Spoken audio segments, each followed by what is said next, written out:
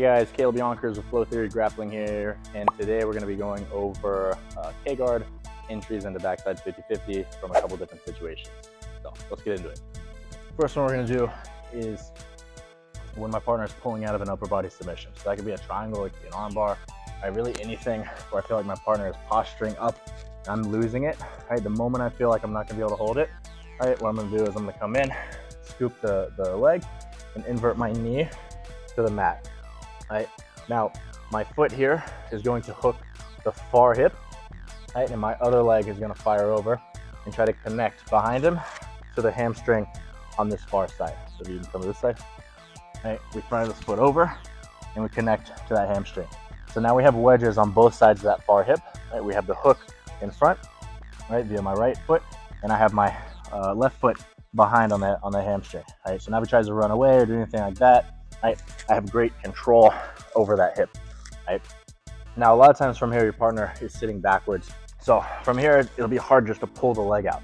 So what I'm gonna do is I'm gonna take my my top hand here, and I'm gonna go to my partner's anywhere from his sole to his toes, right? And I'm gonna start pulling that foot out in an arcing motion. So even if he has a ton of weight there, right, what I can do is I can start pulling that foot out like so, right?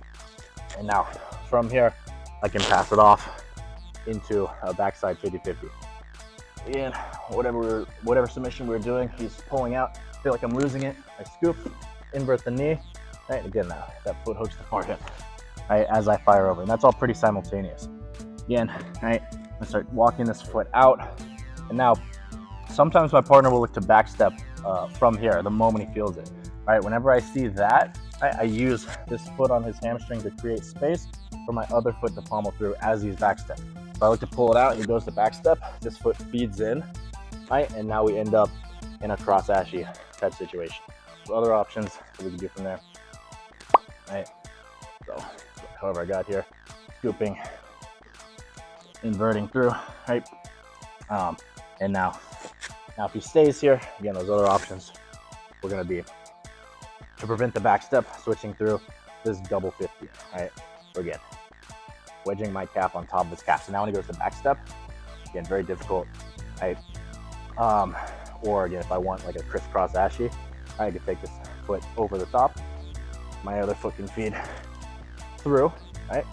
That'll basically be like a cross Ashi, which will be a little stronger than just this regular cross Ashi. So if he backsteps here, right? Again, I still have the heel. We're in cross Ashi, right? But again, if I had fed that foot through here, right? Crisscross Ashi is typically a little bit more controlling than just a regular cross Ashi with 2 feet inside. Right? And we can also do entries into this position from a few different places. We could do it when our partner stands up out of our closed guard. We can also do it from X guard, right? So from an X guard, like so, right? From here, if I just take my front foot out and fire over, right? We can go to the backside 50-50 here as well, right? Again, I feed that foot up and lock, right? And again, if I can get that foot over to prevent the backstep, right, then we're gonna have a more controlled finish. Right, now to actually finish from here, right, we're gonna try to take our top shoulder down towards the mat. Right, so if I just try to bridge in here, it's not that strong, right? But if I start rotating my top shoulder down to the mat, we get the finish, right? Also, what that does is it prevents my partner from backstepping as well, right? So even without that leg controlled, right? If my top shoulder is behind my bottom shoulder here, he tries to backstep, he can do it pretty easily, and now we end up in 50-50. If that does happen, he goes back. If he does manage to start backstepping before you get your shoulder forward, all we'll do is we'll just follow and invert our knee to the mat as he backsteps. So as he backsteps, right, my knee comes to the mat, we come down to our shoulder, right, and we can look to get our finishes from here, right? But ideally, whatever configuration we were in, ideally this top shoulder starts coming in front of our bottom shoulder. So when he goes to backstep now, he feels like he's gonna break himself, right? So again, his top shoulder here, he'll be able to backstep. Here he won't, right? And now my knees can start pointing up as my shoulders start pointing down for the finish.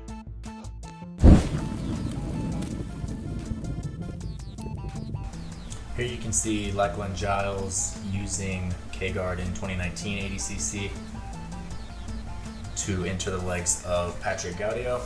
Now here he's underneath Gaudio and he's doing it from more of an open guard, and he's really just fishing to get that leg over.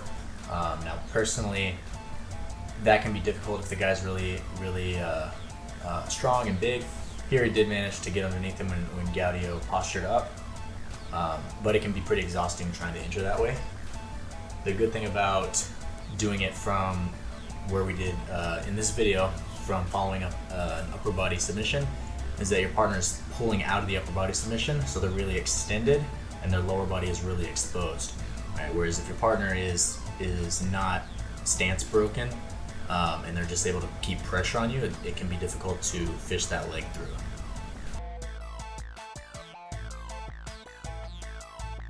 Hey guys, thanks for watching.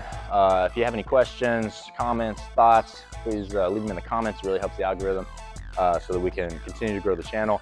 If there are any techniques you want to see, again, let us know in the comments. Subscribe, like, and thanks for watching.